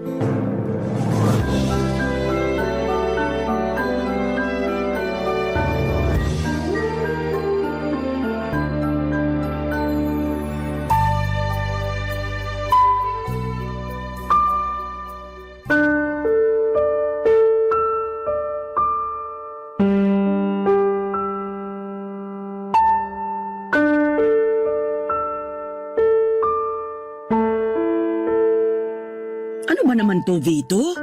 Dalawang major subject mo pa talaga yung tres? Tapos yung iba rito ay puro na dos? Sigurado ka bang makakagraduate ka nito? Opo, Nay. 5 naman po yung bagsak. Wala naman po akong 5 dyan. Wala ring incomplete. At talagang pinagmalaki mo pang wala, ano? Hindi po ba dapat? Hindi talaga kasi kahit walang 5 rito, ang baba pa rin ito. Kumbaga, katumbas ito ng mga gradong palakol nung elementary at high school. Pasensya na po kayo. Yan lang po kasi talaga ang kinaya ng utak ko. Pasensyahin mo mukha mo. Mababago ba nun tong mga grado mo? Saka kaya siguro ganito to kababa kasi hindi ka naman talaga nag-aaral. Oo, pumapasok sa eskwelahan at nanghihingi ng baon. Pero baka hindi naman talaga doon ang punta mo. Saan naman po ako pupunta kung hindi sa eskwelahan? Saan pa ba? Di sa bilyaran? O di kaya doon sa computer shop? Naku, wag ka nang magsinungaling. Nakita ka nga ng Ate Susan mo sa mga lugar na sinasabi ko. Nagpapaprint lang po ako sa computer shop. Hindi po ako tumatambay doon o naglalaro. Talaga lang ha? Pexman! Yung sa bilyaran? 1 beses lang naman po akong pumunta sa bilyaran. Nung nagkita-kita lang kami ng mga ka-text clan ko. Saka nandun din naman si Ate Susan eh. Nakikipag-inuman pa nga siya tapos ako lang ang pinagagalitan nyo. 18 anyos na yung ate mo. Nung panahong yon. Ikaw 15 pa lang, pero nakuha mo pang pumaroon. Tapos magre-reklamo ka sa akin kung bakit ikaw ang pinapagalitan ko at hindi kasama ang ate mo? Opo, kasi paborito nyo si Ate Susan. Hindi nyo nga siya kayang pagalitan kasi ayaw nyong magtampo siya sa inyo. Anong sabi mo? Sabi ko, paborito nyo si Ate Susan. Ako hindi. Mas mahal nyo si Ate Susan. Tapos galit kayo sa akin. Ano bang pinagsasabi mong bata ka? Alam nyo po kung ano ang sinasabi ko. Saka hindi na ako bata para di pa maintindihan yung totoong nangyayari. Ang unfair nyo, Nay. Kasi si Ate Susan lang yung tinuturing yung anak. Tapos ako, parang wala lang. Kung parang wala ka lang para sa akin, sana hindi na kita pinag-aral, pinakain at pinatira sa bahay ko. Hirap sa'yo, sumasama ang loob mo pag napagsasabihan ka. Maanong intindihin mo munang mabuti ang sitwasyon? Total, sabi mo hindi ka na bata. Ibig sabihin, malawak na dapat ang pangunawa mo. Kahit na anong sabihin nyo, ganun ko po nakikita ang sitwasyon. Sana talaga hindi na ako sinaoli nun ni tatay sa inyo. Abay, sana nga. Ano pong sinabi nyo? Sana nga, hindi ka na sinaoli sa akin ng magaling mong ama kung magiging ganyan lang katigas ang ulo mo paglaki. Napakawalang utang na loob mo, Vito. Hindi ka marunong rumispeto sa ina mo na nagpalaki sa'yo. Papa Dudut Jr. ako ng tatay ko at bukod doon ay kamukha niya rin ako. Kaya ganoon na lamang ang irita sa akin ng nanay sa tuwing maaalala niya sa akin ang nambabae naming tatay. Noong naghiwalay sila ay kinuha raw ako ni tatay pero binalik din kalaunan sa poder ni nanay Papa Dudut. Kaya pala hindi niya ako paborito dahil bukod sa mga katangiang yon, mahina rin talaga ako sa klase namin at may pagkabulakbol. Hindi ko naman siya masisisi kung natuon ang lahat ng atensyon niya sa ate Susan ko dahil nga para sa kanya ay mabait ito at masunurin. Kahit na inis ako dahil lagi niyang kinakampihan ang ate ko, hindi naman ako nagtanim ng sama ng loob kay nanay. Kasi siya pa rin naman ang nag-iisa naming magulang na nagtaguyod sa aming magkapatid. Mahal ko pa rin siya kahit na hindi kami madalas magkasundo. Kaya lang dahil sa favoritism ni nanay ay hindi kami lumaking close sa isa't isa ni Ate Susan. Para sa akin ay hindi totoo ang lahat ng kabaitan at pagiging masunurin niya na laging nakikita ni nanay.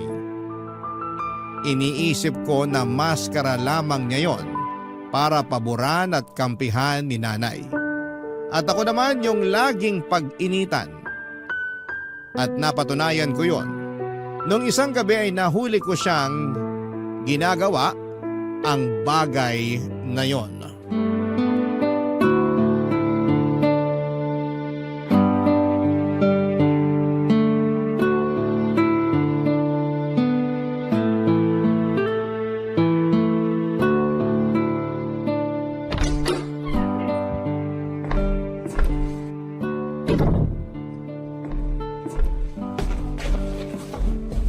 Bakit tumingin ka lang, Ate Alam mo Susan? naman ang tinapa, Vito. Bakit gising ka pa? Alauna na ng madaling araw, oh. Alam ko, marunong akong tumingin ng oras. Bakit nga gising ka pa? Kasi nakita ko kayo. Ha? Nakita ko kayo nung kasama mong lalaki na nagalikan sa tapat ng bahay natin. Siguro boyfriend mo yun, no? Eh ano naman ngayon sa'yo kung oo? Lagot ka kay nanay. May boyfriend ka na. Bakit ako lagot? Eh nasa tamang edad na ako. Baka kung ikaw ang magka-girlfriend, ikaw pang malagot. Malamang, kasi paborito ka ni nanay kesa sa akin. Buti alam mo. Kaya kung ako sa'yo, itulog mo na lang yan. At bang kalimutan ingay mo na na yun? lang yung nakita mo. Oh, bakit kising pa kayong dalawa? Nay, si ate po kasi... Nay! Ano ba kasi yon? Bakit mo naman tinatakpan ang bibig ng kapatid mo, Susan? Kasi po, aray! Bitiwan mo kasi ako! Nay, si Vito! Kinagat po yung daliri ko! Ano? Patingin nga ako. Naku, may bakas pa ng ngipin ng kapatid mo. Bakit mo yun ginawa sa ate mo? Napakabastos mo, Vito. Wala po akong ginagawa. Si ate Susan nga yung may ginagawa eh. Anong ibig mong sabihin? Kasi po... Mabuti pa po matulog na tayo.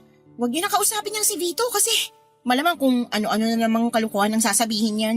Anong puro kalokohan? Ang sabihin mo, natatakot ka lang malaman ni nanay ang totoo. Ano ba kasi yung totoo na yon? Sabihin mo nga sa akin. Huwag niyo na po kasing alamin yun. Wala lang po yun. Eh kung wala lang yon, hindi ka dapat matakot. O ano na, Vito? Naiinip na ako sa sasabihin mo. Nakita ko pong may kahalikang lalaki si ate Susan kanina. Hinatid po siya dito nun sa bahay. Tapos inamin ni ate na boyfriend niya yun. Ano ka mo? Totoo ba yung sinabi ng kapatid mo? Siyempre po hindi. Anong hindi? Eh galit nga si nanay sa mga sinungaling. Kaya bakit ako magsisinungaling? Totoo yung sinabi ko. Kitang-kita ng dalawa kong mga mata. Tumigil ka na nga. Napakasumbongero mo. Huwag mong pagdiskitahan ng kapatid mo. Kausapin mo ako, Susan. Ano pa po bang pag-uusapan natin? Eh alam ko na kung saan yun pupunta. Kung ganon, totoo nga na may boyfriend ka na? Bilin-bilinan kong wag na wag ka munang magbo-boyfriend. Pero hindi mo ako sinunod. Ilang buwan lang naman gagraduate ka na sa kolehiyo. Hindi ka pa talaga nakapaghintay. Sawang-sawa na ako maghintay at sundin kayo. Puro na lang kayo pagbabawal na para bang mapapasama ako pag nag-boyfriend ako.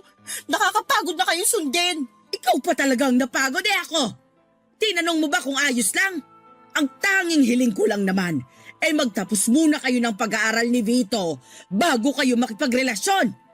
Akala ko pa naman naiintindihan mo, pero mas masahol ka pa sa kapatid mong matigas din ang ulo. Bakit na naman po ako nasali sa usapan? Si Ate Susan po yung may kasalanan. Kaya siya lang ang dapat niyong pagalitan. Damay ka na doon dahil pareho kayong pasaway at sakit sa ulo ko.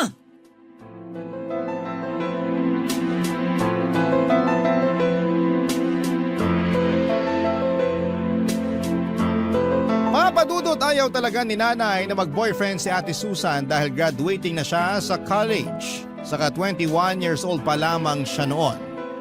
Pakiramdam kasi ni nanay lahat ng mga lalaki ay manloloko katulad ng tatay namin. At para sa kanya ay agrabyado si Ate Susan dahil babae siya sakaling mabuntis, lokohin at iwan siya ng boyfriend niya. Bukod doon ay mahirap daw kasi kung may anak na, kaya hanggat maaari unahin muna namin ang pag-aaral at pagtatrabaho. Kaya nga noong nahuli ko si ate na may kahalikang lalaki ay wala naman talaga akong intensyon na sabihin yon kay nanay. Plano ko lang sanang gamitin ang nalaman ko para mapasunod si Ate Susan. Kaso nangyari na nga ang hindi dapat mangyari. Galit na galit sa akin ang ate ko kasi sinumbong ko raw siya sa nanay namin kaya naman pinagbantaan niya ako. Na mananagot ako sa kanya. Nung una, papadudot ay hindi ko pinansin ang pagbabanta niya dahil ako naman ang ang pwede niyang gawin. Kaya lang isang araw nang pauwi na ako galing sa eskwelahan ay may grupo ng 3 lalaki na humarang sa akin. Yung isa doon ay namukhaan ko na lalaking kahalika ng ate ko. Siya yung humablot sa bag ko at nagdala sa akin sa may talahiban. Siya rin ang tumulak sa akin sa may putikan. Yung isa naman ay sumipa sa akin sa tiyan tapos yung isa naman ang sumabunod sa akin. Pagkatapos noon papadudot ay tuluyan na nila akong binugbog upang turuan daw ng leksyon. Barangay Love Stories. Barangay Love Stories. Papadudot hindi naman ako napuruhan sa pambubugbog sa akin ng boyfriend ni Ate Susan. Kasama ng mga tropa nito. Tinuruan lang daw nila ako ng leksyon dahil masyado akong madaldal. Kaya lang na-trauma naman ako. Alam ko na si ate ang may pakana ng mga bagay na yon kaya naman galit ako sa kanya. Hindi ko siya pinapansin kapag nasa bahay kami o kung minsan ay padabog ko na lamang na sinusunod ang mga utos niya para wala ng gulo. Wala rin naman kasing kwenta kung sasabihin ko pa kay nanay ang nangyari dahil baka lalo akong mapasama. Samantala ay pinagpatuloy lang ng kapatid ko ang pagbo-boyfriend kahit tutol si nanay. Sa uli wala na rin naman siyang nagawa at pinagbigyan na lamang ang paborito niyang anak. Naging legal pa nga sila ng boyfriend niya sa bahay. Kapag andon ang mga ito kasama si ate ay nanginginig ang tuhod ko sa sobrang takot. Madalas nagdadahilan na lamang ako para makaalis ng bahay, wag lamang silang makasama. Mabilis na lumipas ang 2 buwan at merong pinagtapat sa amin ni nanay, itong si Ate Susan.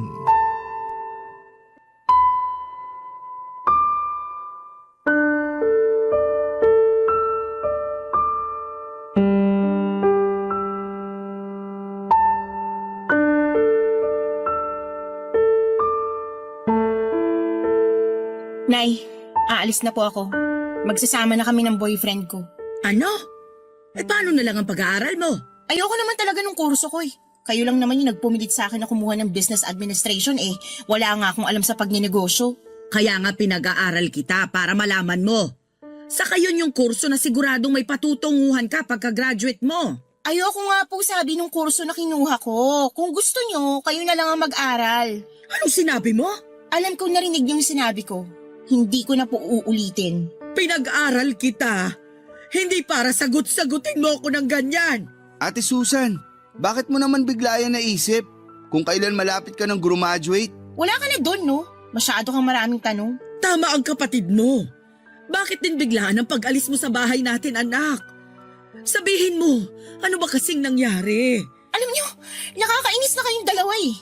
Kung makatanong kayo, akala niyo naman malaking krimen yung gagawin ko. Hindi ba pwede na gusto ko nang bumukod at magsama na kami ng boyfriend ko? Hindi ako naniniwala na yun lang ang dahilan mo. Kilala kita, may pagkasinungaling ka. Anong sinabi mo? Sabi ko, may pagkasinungaling ka. Totoo naman eh, maraming beses ka nang nagsinungaling kay nanay. Pinagbibigyan ka lang niya kasi paborito ka niyang anak.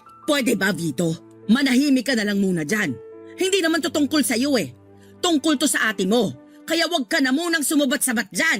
Kaya ka hindi paborito ni nanay kasi masyado kang trying hard. Hindi ako trying hard. Trying hard ka? Pwede ba? Manahimik na nga kayong dalawa. Yang anak niyong pagsabihan niyo, Nay, masyadong mayabang eh. Wala namang pinagmamayabang. Bakit ikaw? Anong pinagyayabang mo? Sige nga. Ayaw mong tumigil ah. Nasaan na ba yung kawali, mga linti kayo? Habang tumatagal masyado kang nagiging epal eh. Ikaw nga, akala mo kung sinong spoiled brat? Talaga lang ah. Sinabi ng tumigil na kayo! Sige, sa susunod na marinig ko pa yung bangayan ninyo, ihahampas ko na sa mga pagmumukha nyo ang kawaling to. Kaya mas lalo kong gustong umalis sa pamamahay na to eh. Sawang-sawa na ako sa pagiging diktador nyo. Ako pa rin ang nanay nyo, kaya karapatan kong diktahan kayo. Hindi nyo na magagawa yun dahil ayoko nang tumira sa pamamahay na to kasama kayo. Ayokong palakihin na magiging anak ko rito. Ano ka mo? Sinasabi ko na nga ba, buntis ka ate! Oo, buntis nga ako. Kaya hayaan nyo na kami magsama ng boyfriend ko. Papadudot, doon ko lang nakitang umiyak ng husto ang nanay namin dahil sa desisyong umalis ni Ate Susan. Pakiramdam ko ay nawala lahat ng galit at tampo ko sa nanay ko noong nagmakaawa siya kay ate na huwag kaming iwanan. Yung pakiramdam ko noong mga panahong yon ay parabang naninikip ang dibdib ko sa haguluhol ng nanay ko. Kaya nga hindi ko na rin napigilang magmakaawa sa ate ko na huwag niya kaming iwanan. Pero naging bingit bulag si Ate Susan sa pag-iyak at pagmamakaawa namin ni nanay. Sinabi niya na nasa tamang edad na siya para magdesisyon sa sarili niya at gawin ang kagustuhan niya. Tinuloy niya pa rin ang pag-alis at pakikisama sa boyfriend niya. Ang balita namin, umuwi raw sila sa probinsya ng lalaki sa Albay, Bicol. Pero pagkalipas ng 1.5 taon ay nagulat na lamang kami ni nanay nang sumulpot sa bahay si Ate Susan. Dala ang anak niya upang ipaalaga sa nanay namin. At doon nga niya sinabi sa amin ang nangyari sa kinakasama niya, Papa Dudut.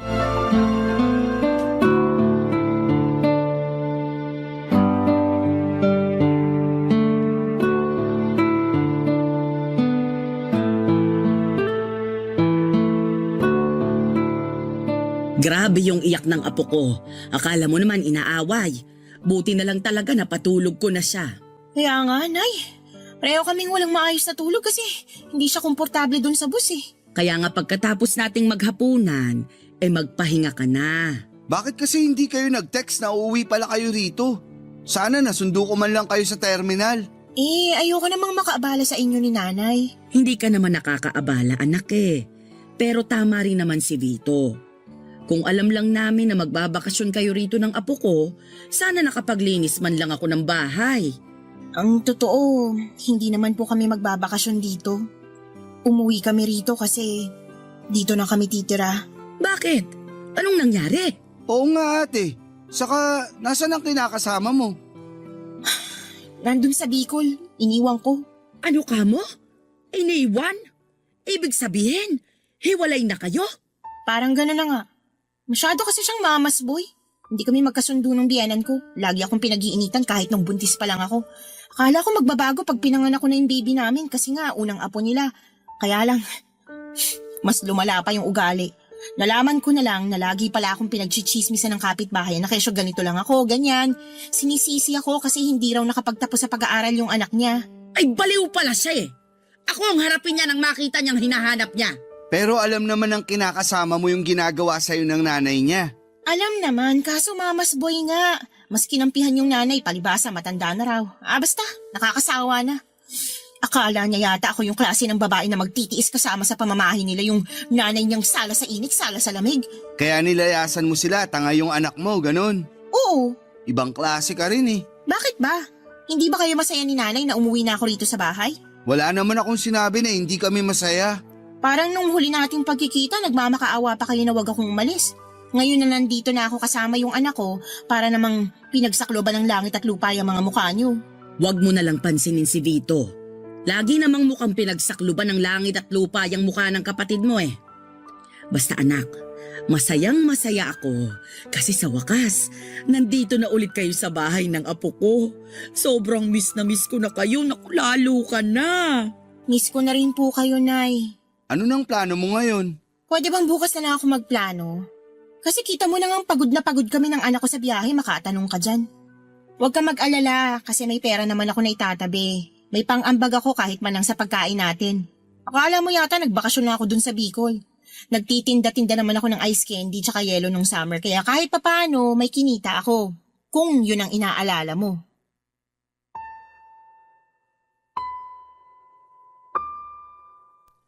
Papa Dudut tuwang-tuwang nanay dahil sa pagbabalik ng ate sa bahay kasama ang kanyang anak. Hati naman ang pakiramdam ko dahil para sa akin ay may atraso pa rin siya sa amin. Paano niya naatim na umuwi sa bahay at umastang hindi kami iniwanan noong araw? Ni hindi nga siya nagsorry sa pag-alis niya at ewan ko ba naman sa nanay ko kasi nagawa niya pa rin patawarin kagad ang ate ko. Doon ko na nga napatunayan na talagang paborito niya ito. Hindi nga nagtagal ay nag-decide si Ate Susan na maghanap ng trabaho kaya kinausap niya si nanay na sa kanya ipagkatiwala ang anak niya para alagaan. Kaya nga kinailangang tumigil ng nanay sa pagtatrabaho niya sa factory para matutukan ang kanyang apo. Nang mga panahong yon ay graduate na rin naman ako sa kolehiyo kaya naghahanap na rin ako ng trabaho. Hindi nga nagtagal ay nakapasok ako sa isang private company sa Quezon City bilang auditor. Nakapasok naman si Ate Susan bilang Quality Control Inspector sa isang planta sa Pasig. Simula noon ay dalawa na kami ng ate ko ang naghahanap buhay kaya lang ay napansin ko na hindi siya patas. Lalo na sa mga hatian namin ng gastusin sa bahay. Minsan ay hindi siya nag-aambag. Kaya madalas kaming kapusin. Bukod doon, Papa Dudut ay nagbubuhay dalaga na ang kapatid ko at tuluyan ng pinaubaya sa nanay namin ang pag-aalaga sa kanyang anak. Bagay na labis kong kinakainis, Papa Dudut. Ang lagi niyang dahilan ay malungkot siya dahil sa nakaraan. Barangay Love Stories. Barangay Love Stories. Papa Dudut, dahil sa pagbubuhay dalaga ni Ate Susan ay lagi kaming nagtatalo tungkol sa hindi niya patas na pagbibigay ng pera kay nanay para sa mga gastusin sa bahay. Kaya lang lagi akong pinagsasabihan ng nanay namin na unawain ko na lamang ang ate ko dahil nga meron itong pinagdaraanan. At may anak na rin naman ito na ginagastosan. Sa totoo lang ay inis na akong unawain si ate. Dahil paano naman ako? Lagi na lang damdamin niya ang mahalaga. Paano naman ang sa akin? Nagdaan ng 3 buwan na balitaan namin na umuwi raw sa kainta ang tatay ng anak ni Ate Susan para kausapin siya at suyuin na makipagbalikan sa kanya. Ayaw nga ni nanay na magkabalikan sila matapos ang nangyari sa kanila sa Bicol. Kaya lang ay hindi naman namin hawak ang pag-iisip ni Ate Susan. Sa huli ay nagkapatawaran sila ng kinakasama niya at nagdesisyon na mag-live-in ulit, Papa Dudut. Dahil doon ay nagalsabalutan ang kapatid ko at naulit na naman ang senaryo noon kung paano niya kami iniwan ni nanay, Papa Dudut.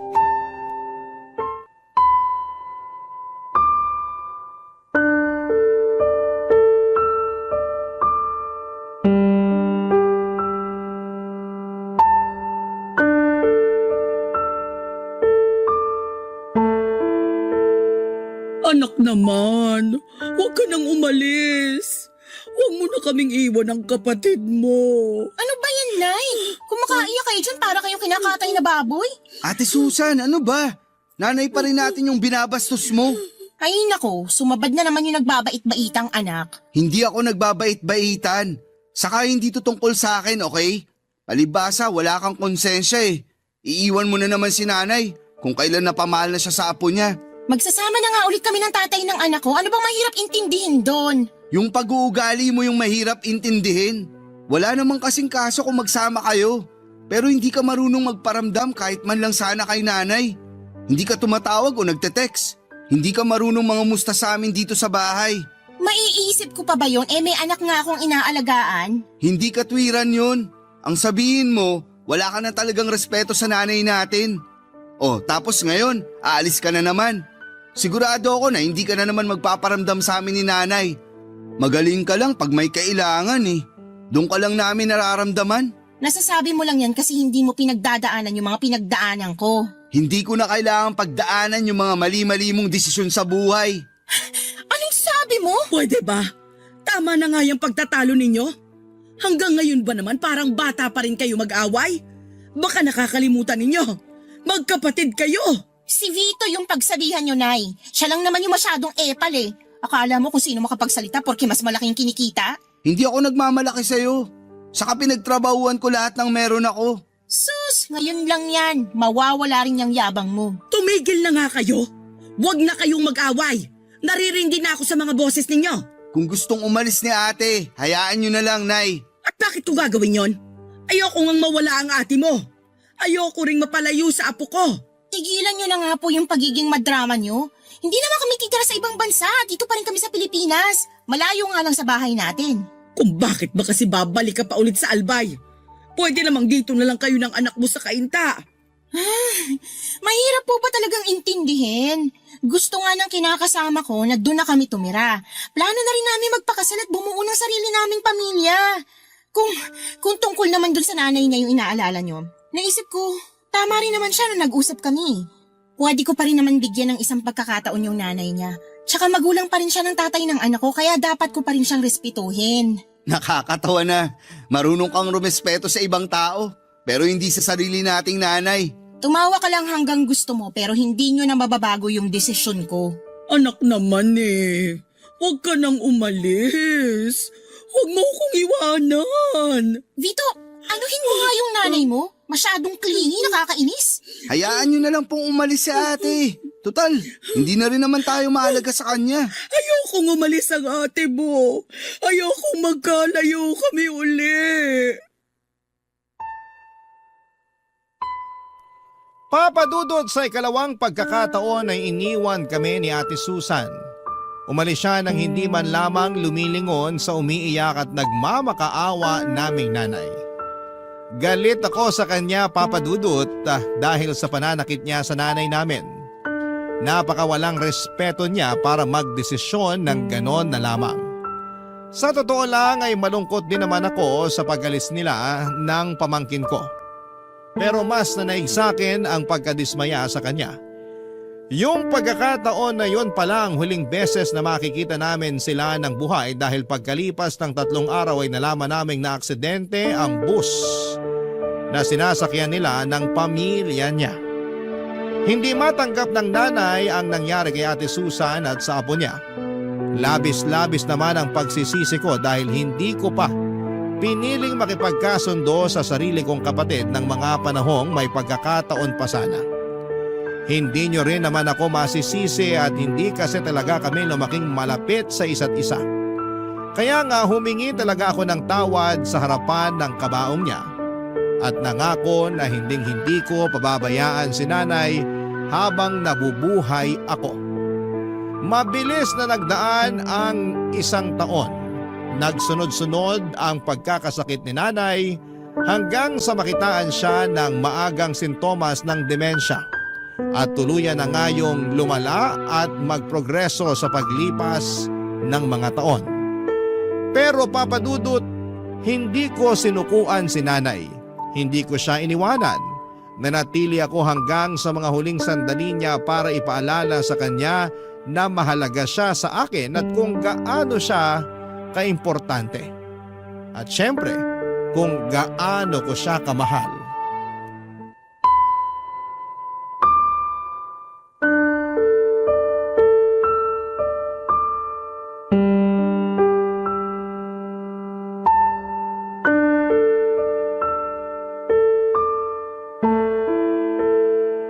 Nay?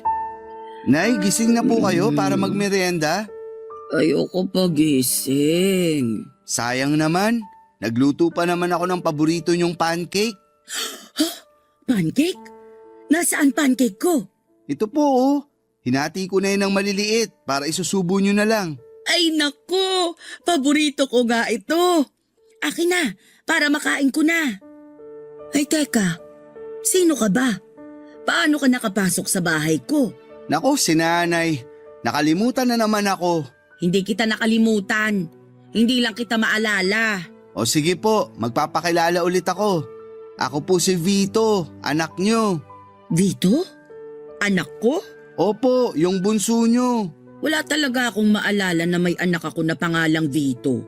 Pero meron akong naaalala na may anak ako. Kaya lang hindi Vito ang pangalan niya. Ano po? Susan!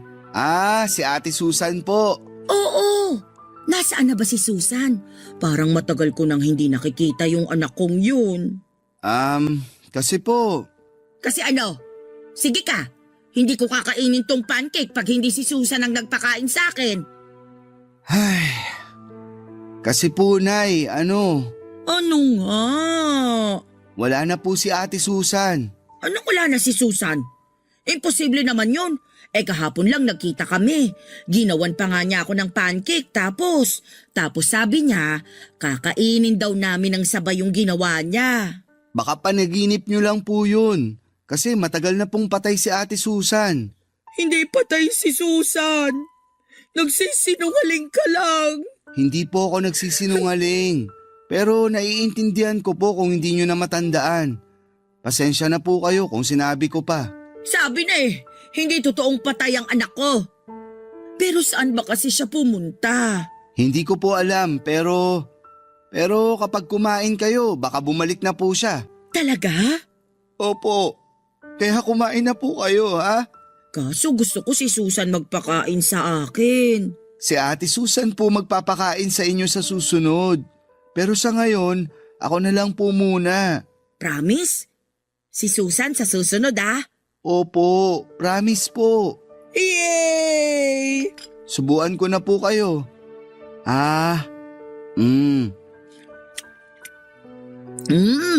Sarap talaga ng pancake. Kumain lang po kayo ng marami para matuwa po si ate pagbalik niya.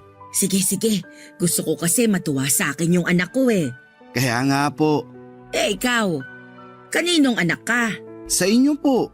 Wala talaga akong matandaan na may anak akong kapangalan mo. Pero, sige, simula ngayon, anak na kita. Ampunin na kita Magiging nanay mo na ako. Sige po, simula ngayon, anak niyo na ako. Ayan, para kahit wala pa si Susan, mayroon naman akong anak na kasama ko. Salamat, Vito Salamat sa pag-asikaso mo kay nanay. Walang anuman po. Mahal na mahal ko po kayo. Mahal na mahal din kita. Kayo ng ate Susan mo. Papadudot, iyon ang mga huling sandali ng nanay kapiling ako. At pagkalipas lang ng 1.5 buwan ay tuluyan na siyang kinuha sa akin ng Panginoon. Napakalungkot ng mga panahong yon dahil nag-iisa na lamang ako sa buhay. Pero masaya naman ako dahil binigyan ako ng tsansa na alagaan si nanay hanggang sa mga huling sandali niya. Kahit na tuluyan na niya akong nakalimutan, alam ko na may mga pagkakataon na naaalala niya pa rin ako. At ganoon din ang namayapa kong kapatid na si Ate Susan. Pakiramdam ko ay bumabalik ako sa pagkabata sa tuwing may kinikwento si nanay na mga kaganapan na naaalala niya noong araw. Sa kasalukuyan ay inaabala ko ang sarili ko sa pagtatrabaho. Pero hindi ko naman pinabayaan ang mental health ko kahit na napakahirap umusad matapos mawala ng mga mahal sa buhay. Pero naniniwala ako na darating ang panahon na magiging maayos din ang lahat. Dalangin ko na lamang na sana'y masaya na si nanay kasama ang ate Susan ko sa langit. Hindi na sila mahihirapan at hindi na rin sila magkakahiwalay pa. Hanggang dito na lamang po ang sulat ko at sana'y mapili ninyong i-ere sa Barangay Love Stories. God bless po sa inyo at sa inyong istasyon. Ang inyong forever kapuso at ka-barangay, Vito.